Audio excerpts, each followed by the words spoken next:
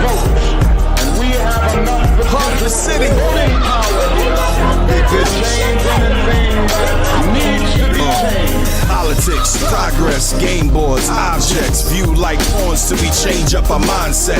Value of the dollars at the center of this conflict. Their lives only matter if they serve to make a profit. But if a midget sees further on the shoulders of the giant, then we should see further than the tyrant and build a future within the alliance where success is our science in the quest to go higher. It's the heart of the city.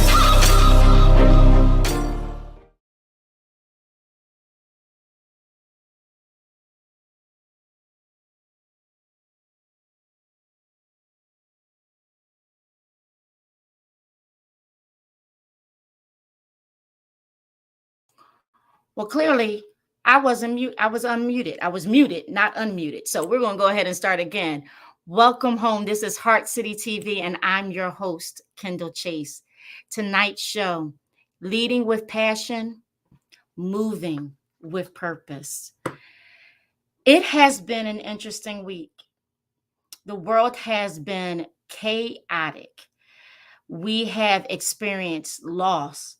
We have experienced upheaval in our communities, disruptions, violence continues to just grow and grow all throughout our communities, all around the country. And, you know, so many questions have been asked. When are our leaders going to step up? Some have even asked, where are our men? Where are our Black and brown men? How can they help us?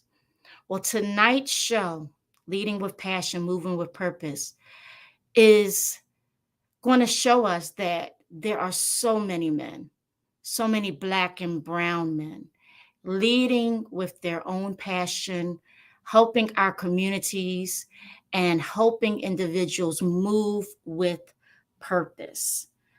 I am so excited about tonight's show. I think that we will have guests that will share so much to help you on your journey individually, but also the work that you are doing in your communities to see how you can take a little bit of what they are doing and duplicate it. It is possible.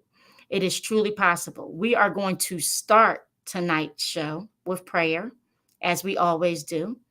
And I'm going to offer the prayer this evening. So I ask that everyone under the sound of my voice, bow your heads and close your eyes.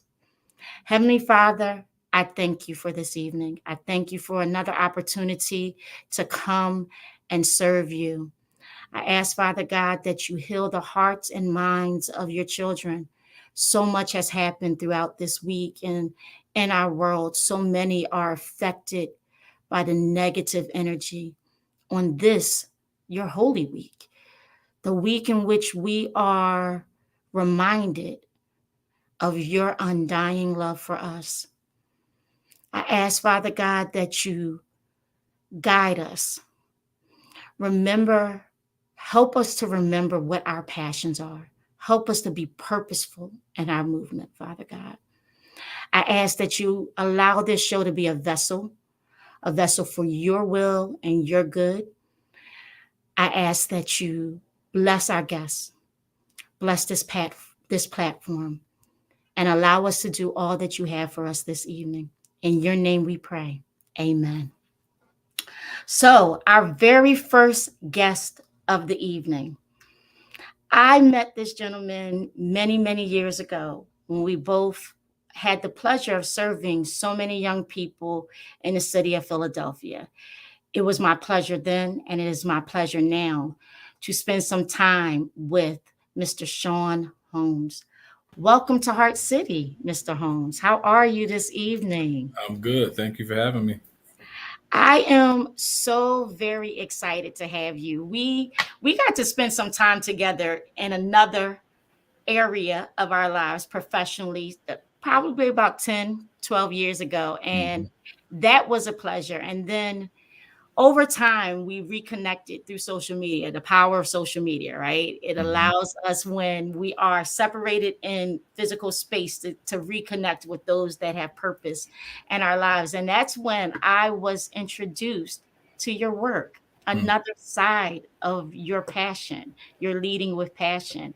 And that was Siera Jaz Designs, Yes. your company. Yes. And I mean, I was floored because Mr. Holmes at the company I was at was a very serious man. You know, he was Yes. very tall. His presence spoke when he entered the room. And I didn't expect to see this powerful, but colorful and vibrant and moving art that I was looking at on social media, Facebook. You told me earlier in the green room that you're on TikTok. Mm. You know, tell our audience how Siera Jaz Designs began for you. Siera Jaz Designs began in 2003. I was really inspired by a company called Mesquite Originals. And a lot of I people from remember. Philly have to remember Mesquite. Yes. And I was really inspired by their work, and started just kind of dabbling in my spare bedroom, just kind of throwing paint on shirts and hoping something stuck. And it turned into a kind of side hustle, if you will, for a Mm-hmm. couple of years. And I stopped doing it for about 12 years. Just Wow. in transition. Getting married, getting engaged, and then getting married, moving over to Jersey, and then moving out to Chicago. I had just kind of let it go. Like I just didn't have time for it anymore. And in 2018, I picked it back up. And so that was the Siera Jaz part of the business. So yeah. You say that art is life in its most creative form of expression, and that's Yeah. the slogan of your business. I mean, you have roots now in two major cities that need help in the community. You Mhm. know, they're blessed with talent, they're blessed with young people and people that have been rooted in both Philadelphia and Chicago that have deep roots there, but there's still so much going on around them that kind of tries to distract them. How does Siera Jaz Designs now help those in the community? So I'll tell you a quick story. So in 2018, I found myself in a place where I really didn't feel significant. Like I wasn't moving the needle, in my marriage, in my business, and at work. And so I found myself looking at YouTube one night, and for hours, I stumbled upon this technique of art called pour painting.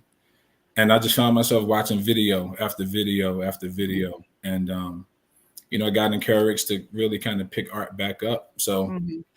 I went out, bought some supplies, started doing my own pour paintings. And, some of my coworkers, was giving me really good feedback about what they saw me doing. I sold a couple. And so just kind of going through that entire process, this is where Siera Jaz Designs comes into play, because not only am I making apparel, now I'm doing canvas and I'm doing art or other art. Mhm. And so one day, coming out of prayer, God said to me, I want you to do for them what I did for you. Wow. And I said, okay, what exactly did I do? I mean, what did you do for me? That was my first question. Mhm. And then I said, so what do you want me to do for them? Who is them? Like, what is this you want me to do? And for So, whom? right. So one day at work, one of our students was just in a difficult place and just having a Mhm. difficult time. So I brought him into my office and I said, listen, all I want you to do is stare at these paintings. Don't do anything else. Just stare at these paintings and I'll be back in 10 minutes. And when I came back, he was just completely different. Like his entire attitude had changed. And we just started talking about what he saw in the paintings in my office. And so after me and him had that conversation, God said, that's what I want you to do. Mhm. So he started giving me instructions on what it is he wanted me to do, which was give people a creative outlet. Not just Mhm. young people, but people of all ages and any type of background and any type of situation they may be dealing with. he wanted me to provide a space for them to create and just have a release. And I think a lot of times when we have things going on, we tend to internalize a lot, and we don't release whatever we may have going on, rather it's through conversation or writing, or in this case, art. And so we said, I want you, when he said, this is what I want you to do, Right. It kind of came full circle in that conversation with that young man. So I started teaching young people how to do pour painting, but he gave me an entire kind of structure around what the Pour Me project is. I find it a blessing for me that when God gives us a vision, he also gives us a very clear plan. He doesn't just say, here, this is a bright idea without a structure. Absolutely. To it. And so he blessed you with Pour Me project. Yes. Pour Me project. Yes. For our audience, I'm going to give you the visual, the Pour Me project. POURME. That's right. Pour me out, yes. And that, I think that is such a powerful name. I believe in the power of names and titles and introductions. And so you were given that project. What does that project look like when a young person or even an adult comes and they're in your presence and ready to interact with you? What does that look like? So the first thing he told me to do, like you just mentioned, he gave me a structure. So he said, when you have a group of people, regardless of how old they are, have them come in, sit in a circle. And so he gave me names of everything. So he said that initial conversation is called restorative group conversation. And what we do is just introduce ourselves, and we identify with the color.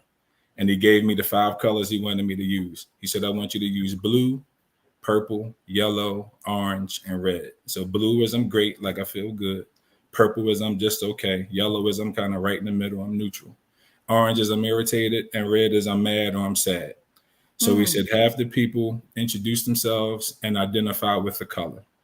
So that's our check-in. So after we get finished with that, then we just kind of break into just an organic conversation. Like I always bring a topic, but I fill the room.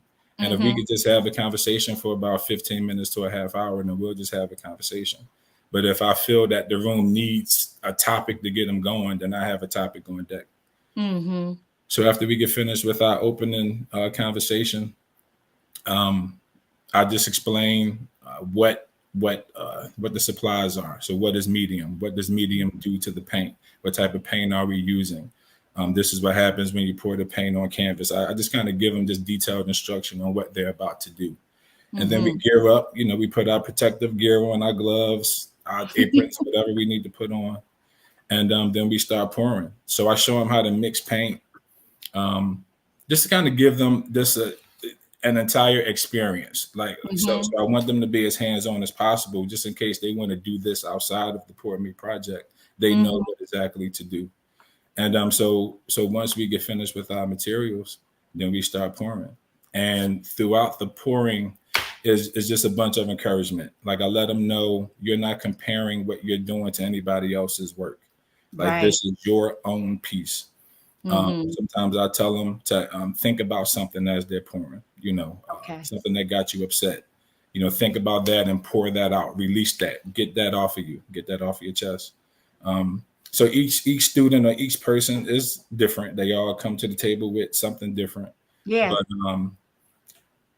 the goal is to create that safe space for them to have that release.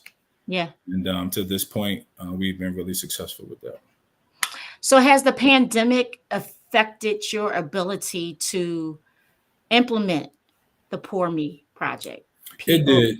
POURME project. Yeah, to a certain extent, like at the height of it, like it really did. But I'll say maybe a couple months through, a friend of mine started a position somewhere else, and he had me come to his company, and we just masked up and we just social distanced, and we did it, the way we had to do it. So it slowed it for a short time, but we just worked with what we had to work with, and we just did it based off of, we just did it based off of what we had to do.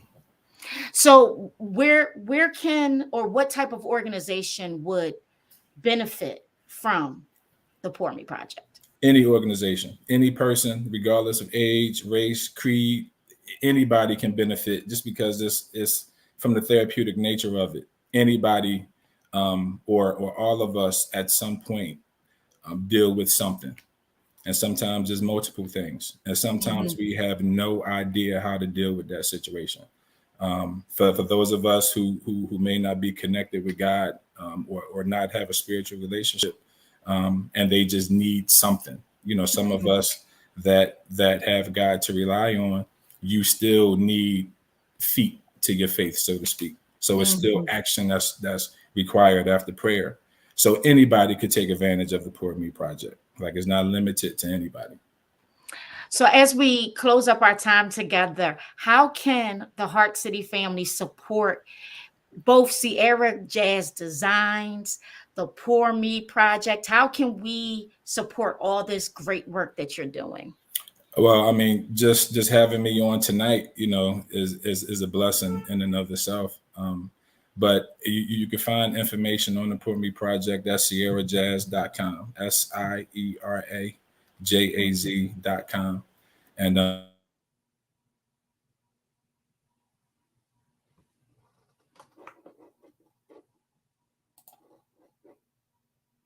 I'm not sure.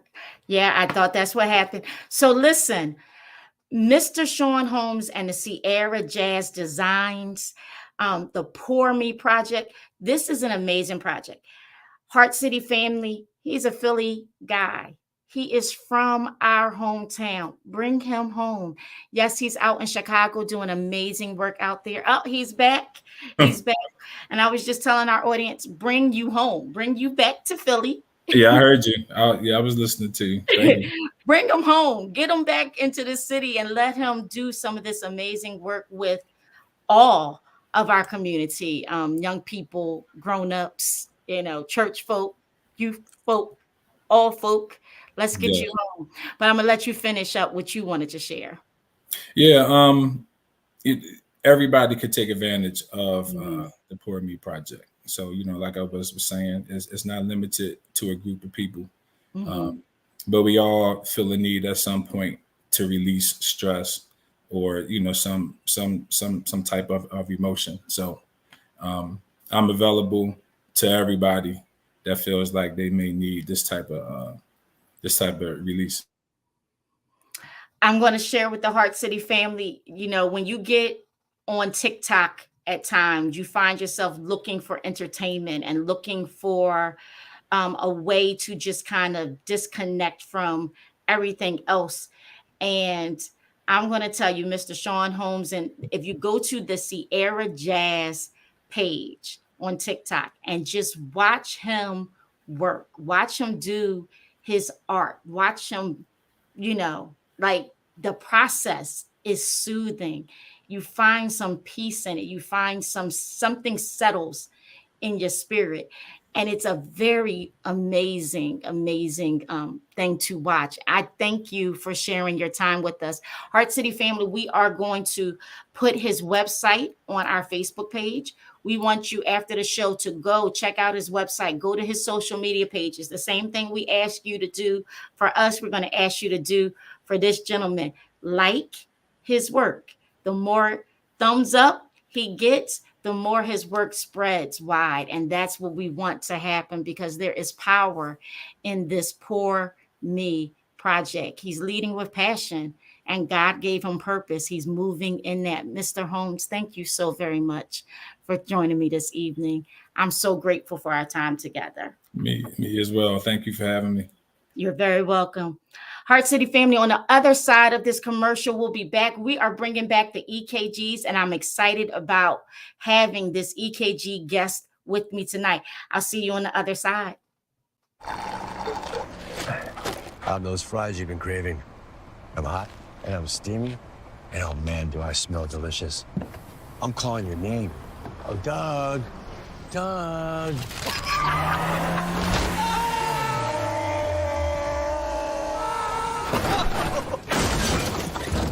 Hey, And if you don't have the right auto insurance coverage, paying for these repairs may be tough to swallow. Get Allstate and be better protected from mayhem for a whole lot less. This is Heart City TV, and I'm your host, Kendall Chase. Welcome back. Our next guest is Muhammad Bilal. He's an African-American filmmaker and actor from the South Side of Chicago. Chicago is strong tonight. Their presence is strong tonight in our show, and I'm excited about that. Last year, he was on Heart City with his cast talking about his new film, his newly released film at the time, The Blue Cave, which has been featured in numerous film festivals and was recently aired on Revolt TV. Welcome back home, Muhammad. Hi. Hey, how are you, sir? I'm good. And yourself? I'm wonderful. I'm wonderful. We met a year ago, coordinating to get your amazing film at the time, The Blue Cave, on Heart City so that we can share that with our audience. And I've watched over the last year. I just had a reminder, one of those memories pop up on my social media from when you were on the show just a year ago with Malik. And it was so amazing then, but so much has happened for you and for the film Blue Cave since that time. Share that with our audience. Well, we got into at 40 festivals. I lost count. So we got into about 40 festivals worldwide. We've won about 20 awards.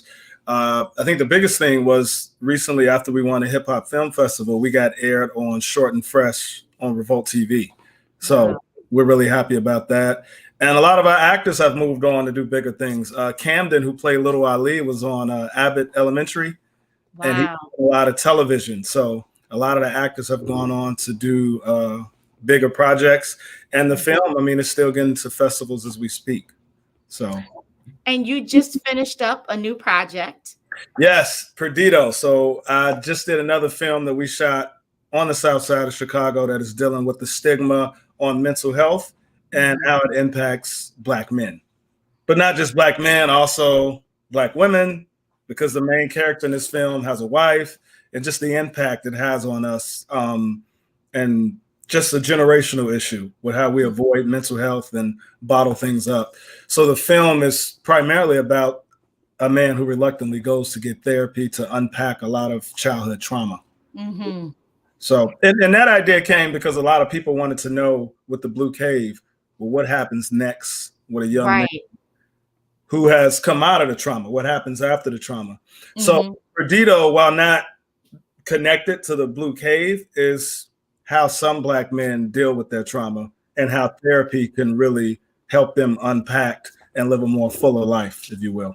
And I love how you said how some Black men, you know, not generalizing that that's the process necessary or even the one that should be taken by all Black men.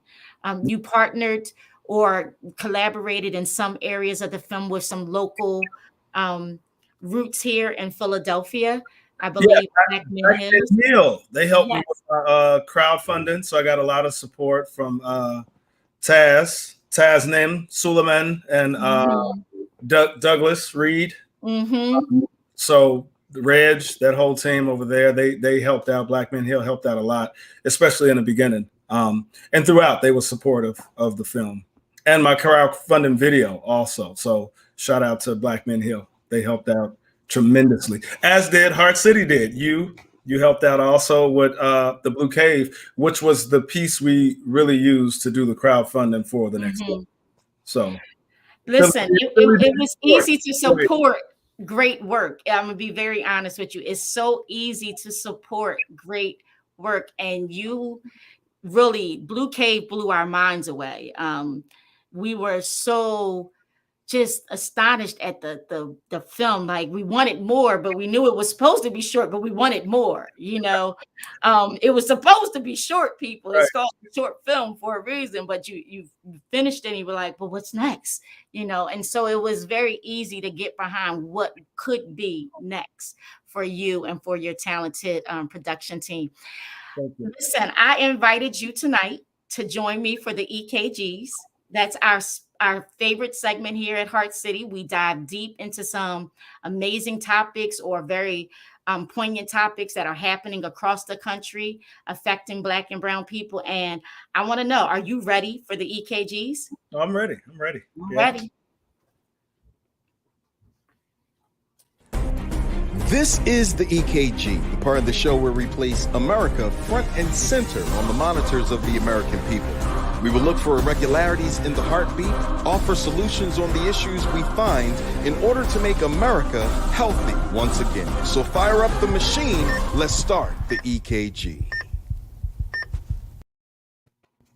All right, it's EKG time. So our article for tonight is North Carolina couple set to buy historical Black high school files a lawsuit claiming racial discrimination. Now, backstory. Tyson and Regina Bates began the process to purchase Torrance Light School, once known as the Huntersville Colored School. It was established in 1973. It is or was in a historically Black neighborhood in Huntersville, which is located in the Charlotte-Mecklenburg County of North Carolina. The state that oversees, or the organization that oversees the sale of this, is the Charlotte-Mecklenburg Historical Landmark Commission. And they have been accused of offering other investors lower prices to purchase, has not required architectural plans from any of those other investors, much like they've been required from Tyson and Regina Bates.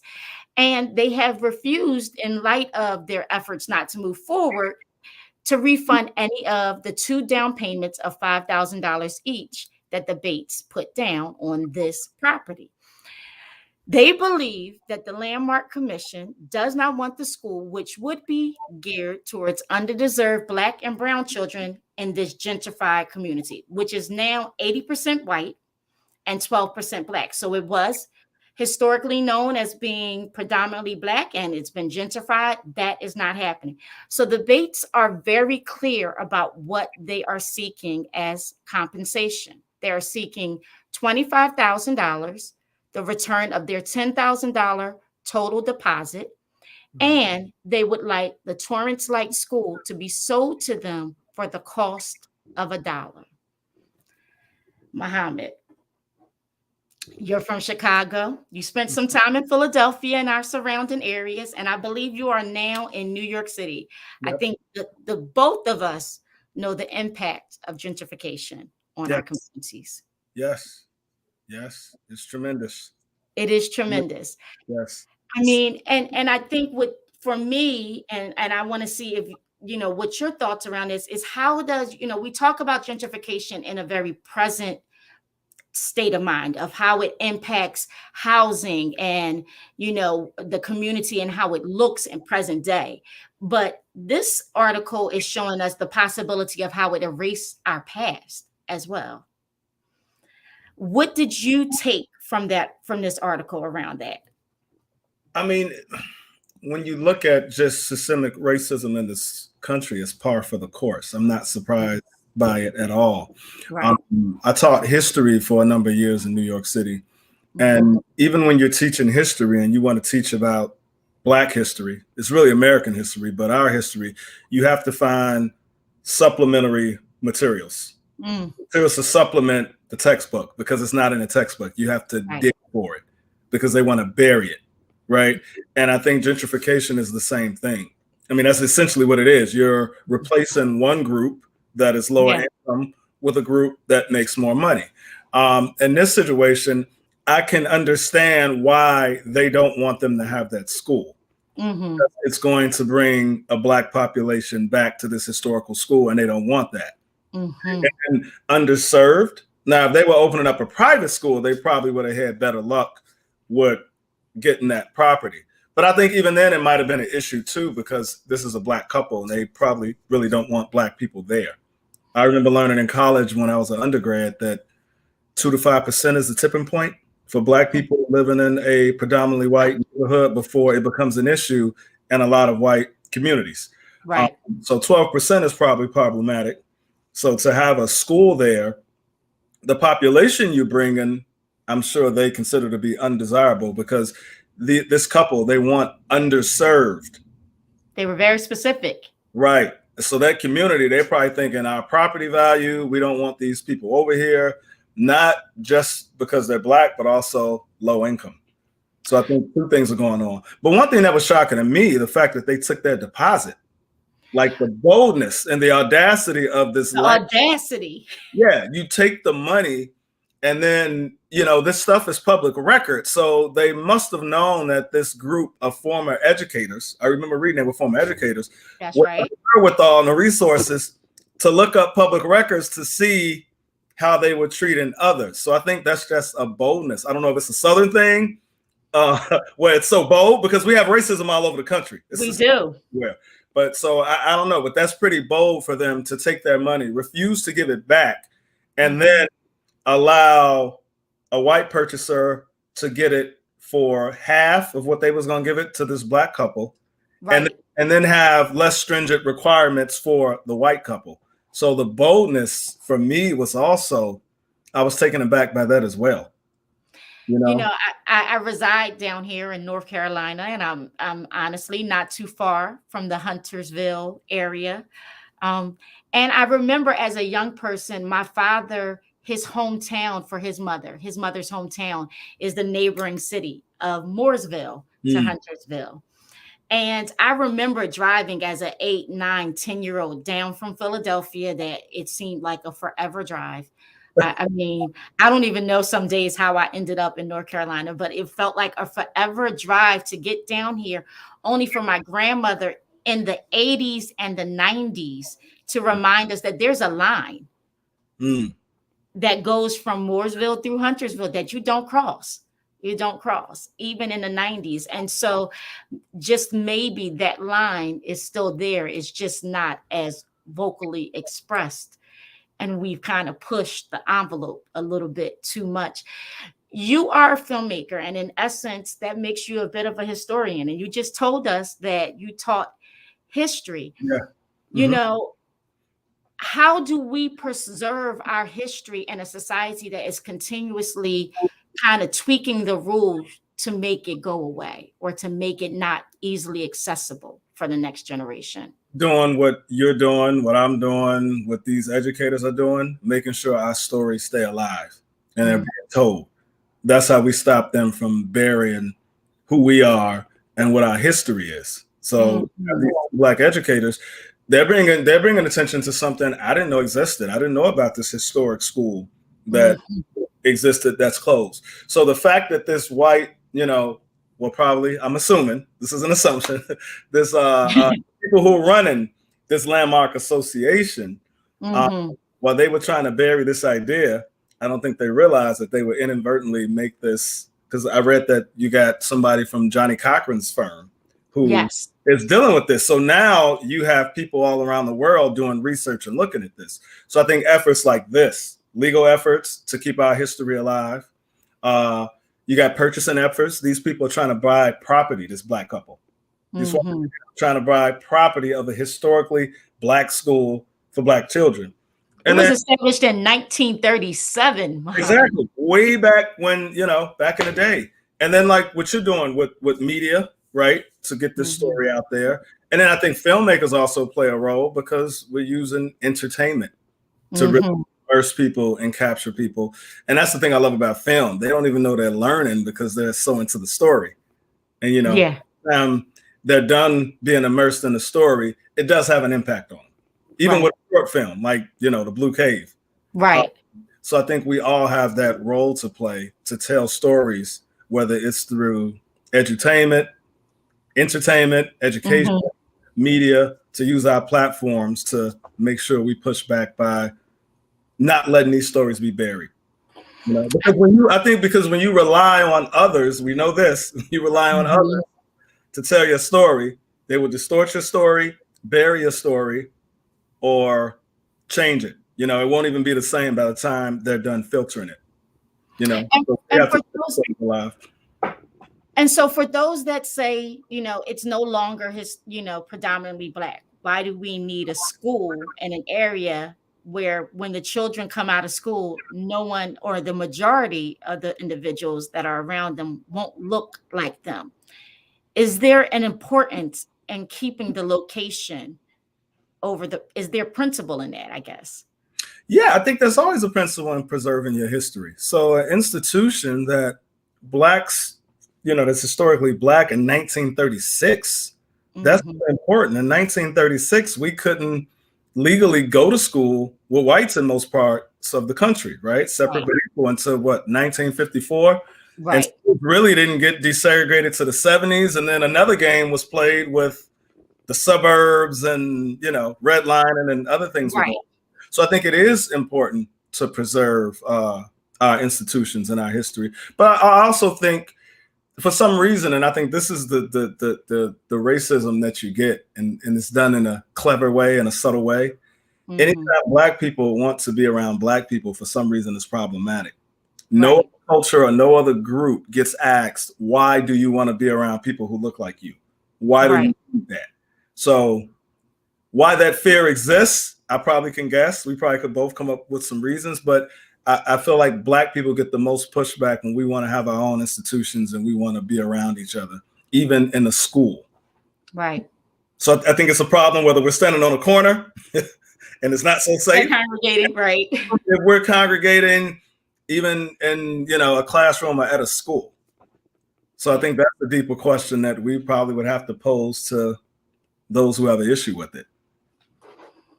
We have some comments happening. Doug said, hey, we all know him now thanks to you. Well, I guess we all know who Muhammad Bilal is thanks to you. Doug is a great supporter of us. He said, making sure our stories stay alive. That's a quote from you, Mr. Muhammad. He is quoting you.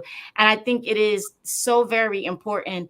This story to me is just evident of that. And this is a great example of why we have to, the physical, historical landmarks, as well as the memories and all the work that went into it, keeping those stories alive. So people like my grandmother, who had to stay on her side of the track, didn't stay over there for no reason. Like, they get to see the progress for their children's children, Right. leave an inheritance for our children's children. And this is part of that inheritance. I thank you for coming on with us tonight. Before you leave, I want you to share with our audience how they can support your work and support Bilal Entertainment, Bilal World Entertainment, and support your new film and any other films you have coming up. I would say right now, just follow me on IG, Bilal World Entertainment. So that's BILAL World Entertainment, one long word. They can just follow me on IG. And we're going to be updating a lot about Perdido, the last film we did. It's a really powerful film. You might cry, but it's also an inspiring film about somebody just dealing with trauma and going through therapy. And you mentioned Douglas dealing with Black Men Heal, actually, and then finishing The Blue Cave is what inspired me to do this other film, because it's such an important topic, mental health, specifically with Black men. Not that we all need it, but a lot of us, we need it. A lot of us do.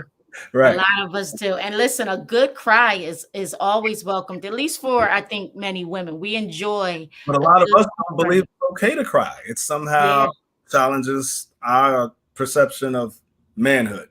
Of strength. Yeah. I would definitely agree. And I encourage, women to allow the men in your lives, like not just your partner, but all the men in your life, the space to demonstrate strength, even in a cry, a good cry, the strength that it takes to let that all out, And so I'm looking forward to that good cathartic cry from Perdido. Thank you so very much for joining me this evening. Thank you. You're welcome. Heart City, we are going to go to one last commercial for the evening, and then I have yet another example of leading with passion, moving with purpose. Mr. Anthony Brown is up next. This is Heart City TV, and I'm your host, Kendall Chase. See you on the other side of this commercial. You ready to see what $2.5 trillion in spending power can really do? You ready to pool these resources and rebuild our infrastructure? You ready to support your sisters and brothers that are building businesses at record rates? This what trust looks like, what love looks like, what us looks like, yeah. You ready to give back to the culture that's given you so much? You ready to continue the legacy of Black economic excellence?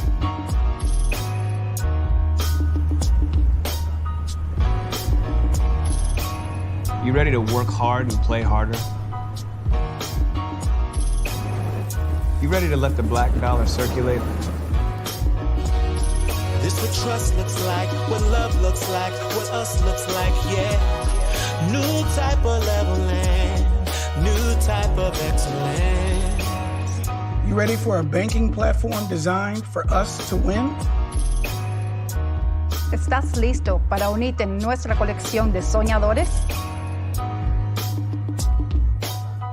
You ready for this marathon to continue?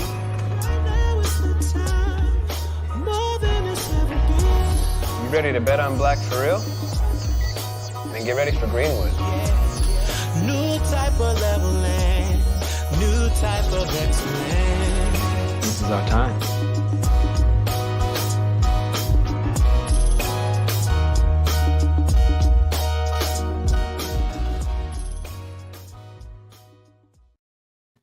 We are back and you're watching Heart City TV. Our next guest, Mr. Anthony Brown of AbroInc. Always be real original. Aunt Brown, you're a Philadelphia creative entrepreneur, you're an artist, and you're known for your socially conscious content and mentorship, specifically working with at-risk youth. Welcome home to Heart City TV. Hey, it feel like home. That was a great introduction. Oh, well, thank you. Thank you very much. Listen, your work makes it very easy to introduce you. So I'm just speaking to what you are already doing, and it is so powerful. You know, leading with passion, moving with purpose. You are doing that every single day. I spoke to you earlier today and you were telling me it's an 80-degree day and I had to get out into these streets and go and canvas. Tell our audience why it was so important for you to be out in the streets canvassing on this beautiful day in Philadelphia. Well, you know, in Philly, they say when it get hot out, that's when the most violence is happening. So I look at it though as, all right, it's hot out. Everybody won't be outside. This is the best time to go fight for my community and continue to reach more and more young people since they out on spring break anyway.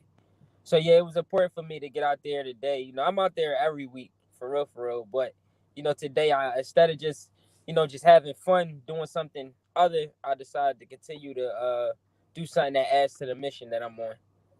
Adding value every single day. So you are a creative entrepreneur, and you know, entrepreneurship is thrown around a lot in our community. Everybody thinks it's important to be an entrepreneur, but you are specifically a creative entrepreneur. Tell us what that looks like for you. So I basically use my creativity to generate income. So for example, sometimes I take on projects where as though like I might be organizing for a specific company, might be organizing staff, organizing young people, and I'm always adding the creative factor because I believe content is king. So it could be the littlest thing. I'm always trying to figure out, okay, how can we make content out of this, right? Mm-hmm. How can we turn this into like a short script, or how can we make this some type of musical engagement, right? Because and this adds to why I create music. And I try to stay away from cuss words more so because I want to be able to use my music, use my medium, use my gifts, use my creativity to blend music with anything. Like, I don't care if you got your own bleach products. I can make a rap out of it. I don't care if you got, I love it. You know what I'm saying? That's how I like to think about it. And what they have done is that allowed me to tap into more my creative ability. For example, one of my programs that I run under my organization, AbroInc, it's called the Abro Rap Choir program. And what we do is we teach the power of unity and teamwork to at-risk youth through the recitation of positive rap lyrics. So you see how it's just rap, but I even figured out a way to turn it into a whole curriculum. Right. Now I can take this and I can put what I want into it, I could teach our young people who look like us, and talk about what I want to talk about, and still sell it to the same school district that's kind of feeding them a bunch of history that's not really theirs. So Yeah. what I noticed is my creativity, I've been able to not really label what it is that I do specifically, because I'm considered a consultant as well, due to my ability to use my hip hop poetry, just bringing people together with music to community organize, right? So now that's canvassing. Now that turns into mentorship. Now that, if you can see where I'm going with it, and specifically right now, I'm using my creativity to like help young teenagers who want to start clothing lines, who want to start some type of movement. I kind of give them the mentorship and give them the tools to be successful at it, and just watch them grow and teach them how to like track their numbers, and how to, how to measure their progress, and create. And I always give my praise to God and my creativity, because if I didn't have this creativity, I don't even come from a college background, and I'm usually the only one in rooms that didn't go to college. So I'm like, okay, it's your mind, it's my mindset, it's what I was able to tap into that people couldn't wonder what I was so fascinated about. This actually was going to be the thing that changed my life and helped me change other people's life. You said something, you think about how do you make every moment content, and you have quite a large social media following. Is that, talk to us about how you connect with young people using social media, and what the importance of that medium or that platform may be. Right. So how I connect with the young people, is something called social media influencers, right? And in Philadelphia, there's like a good 10 to 20 popular names that everybody might know about. I got good relationships with them, and I was able to, kind of do business with them in the past that turned into a relationship. And now I kind of use them in my mission to service in the youth. Whereas though some of these kids, well, most of these kids at these inner city schools, they all watch these people on Instagram, TikTok constantly. They're kind of like what you consider famous to them, right? Right. And I bring them to the schools. I bring them to these children. It's kind of like, yo, I would never think that I'll run into this person. Now, my teacher telling me to, stay in school, stick to my dreams, and work on myself. And now my favorite influencer is too. So how I was able to do it was, just constant collaboration with different influencers. It brought awareness to my brand and who I am. And it really gave me great leverage when I go into any type room, because I'm like, these numbers not just mine. I got a circle of influence, and we all like on the same page. I got about 12,000 on one of my pages, 18,000 on another. But one of my partners, he got 300K, and my other partner that I'm kind of like managing, I guess you could say, he has like 300K. One got 1.2 million on TikTok, and we all kind of like share each other's influence for certain initiatives. And what's unique about this is, I didn't really announce this to the city yet, but I'm working hard so I can get in that position. But I want to start like a social media influencer coalition in the city of Philadelphia, and we utilize, we figure out how can we use these influential people to start help pivoting the mindsets or the paradigms of these young people who might be fascinated by just violence, gun violence, the party culture. And it's been working, but slowly but surely I'm going to get there with the social media influencer coalition in the city, but that takes time. And you seem committed to that time, and so you're demonstrating for our young people that your dreams don't come overnight. And so talk to us about your own personal journey to figuring out what your passion was. That was a journey. It was a journey. Now it's crystal clear what I'm supposed to be doing. Wow. And I realized it became crystal clear when doors start opening that I all type. I don't really got a name. I don't got to throw no names out there, but I'm sitting with all type of people from corporate, different. Like it's wild off of my ideas and what I'm doing with the youth. So once I seen like my passion start to open up, and I'm like, wow, this is what I'm supposed to be doing. But it wasn't always easy because I grew up. I was an amateur boxer. Growing up as a kid, just to give a little bit about my background, I didn't really have much mentorship until I started boxing, which was when I was about 15 years old. I'm 27 now.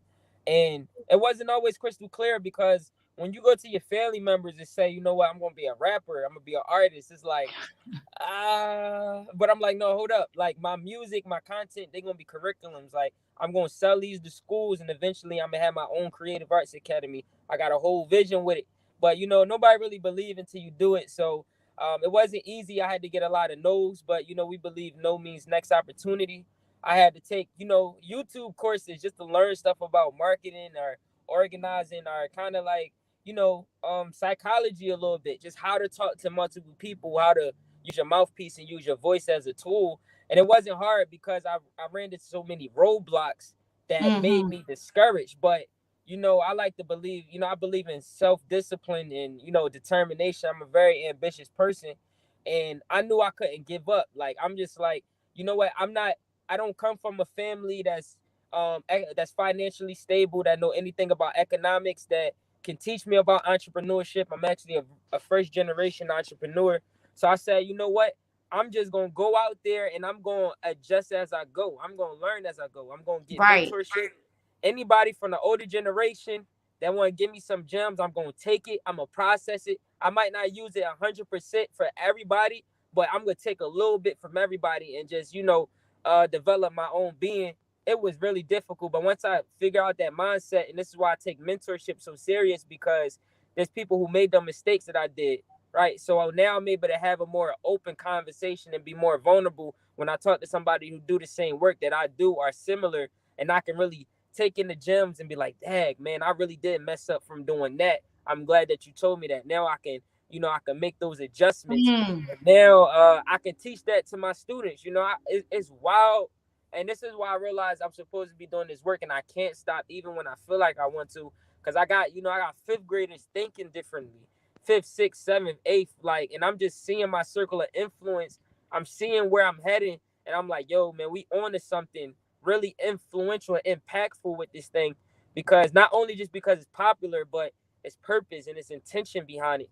So I like to believe in attention first. So, but yeah, it was never really that easy. But now, just from having that self-discipline, determination, I was able to push through. So Doug Reed is in the comments. You know, Doug is kind of a Heart City. I know he's everybody's guy, right? Like he is the connector. He is truly a connector. And we're grateful for the love and support that Doug gives Heart City, but it seems like he gives it to everyone, broad stroke, and he's always sharing. But he's saying on our Facebook feed, Social Media Influencer Coalition. He is in support of it. And I'm going to be honest, I am too, because I think there is power in collaboration. And you know, a coalition allows people to stay in their individual lanes, but still come together and support each other along the way. And that's beautiful. And then he just captured your no. No means next opportunity. Listen, that is amazing. So you have AbroInc. Yes. AbroInc has Abro Fit, if I'm correct.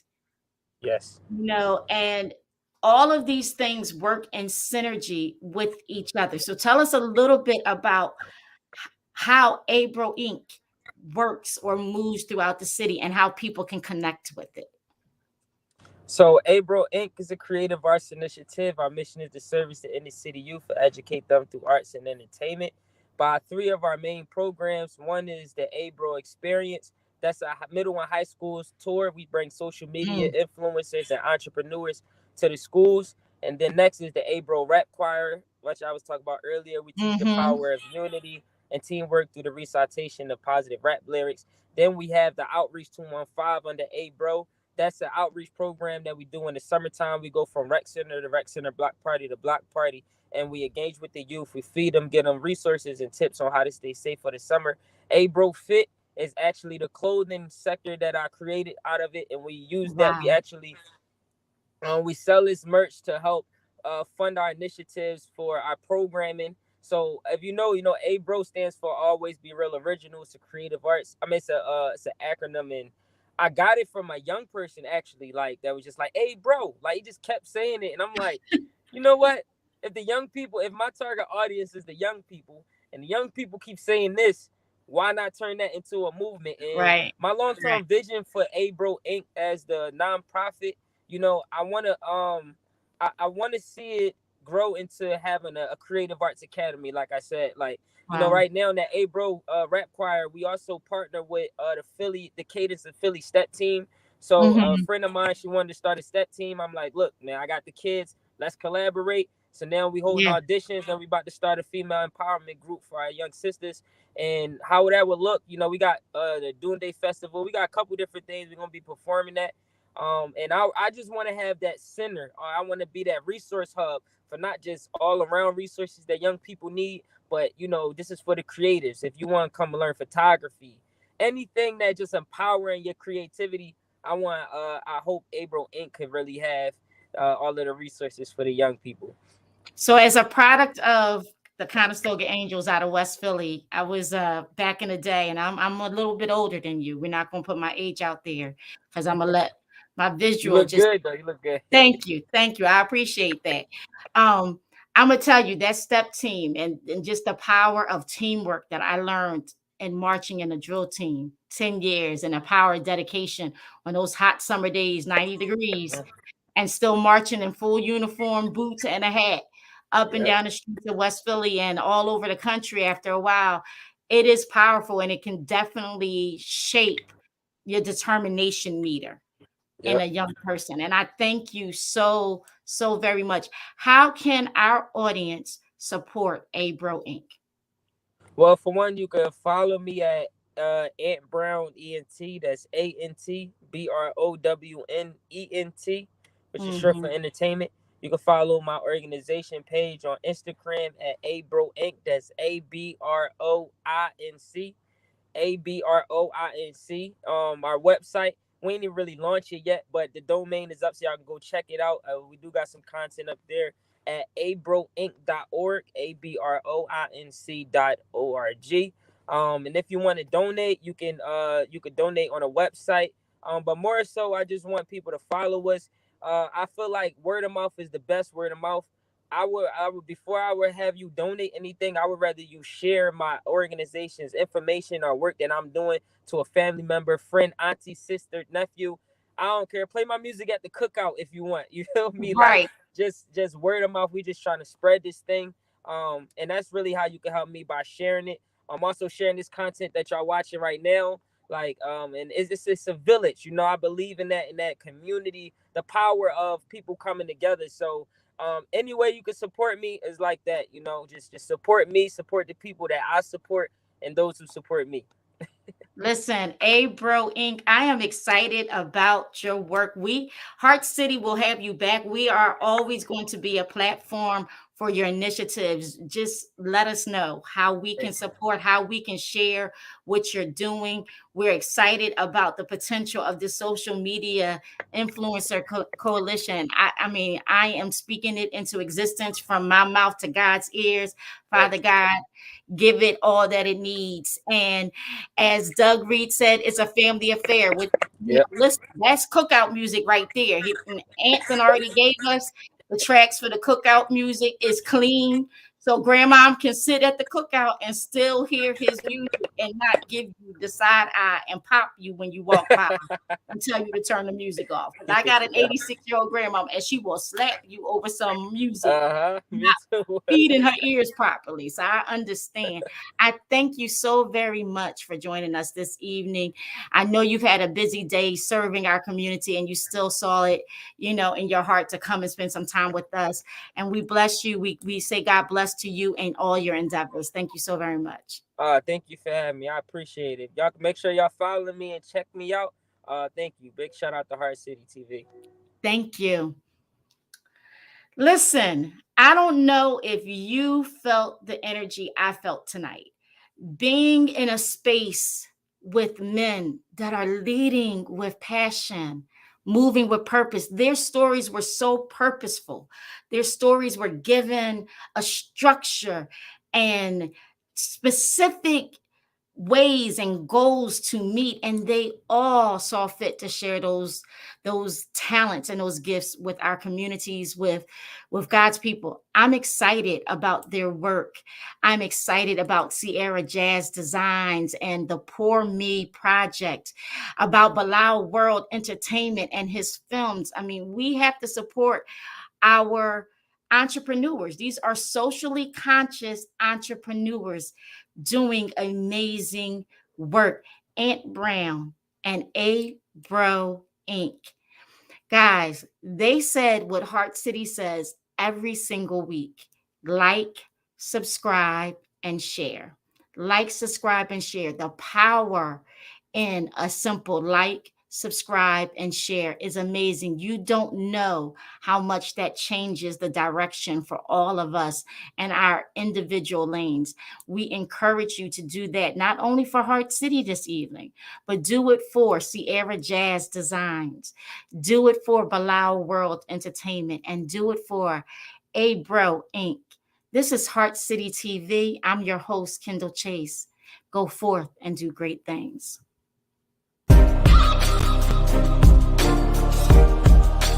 Thank you.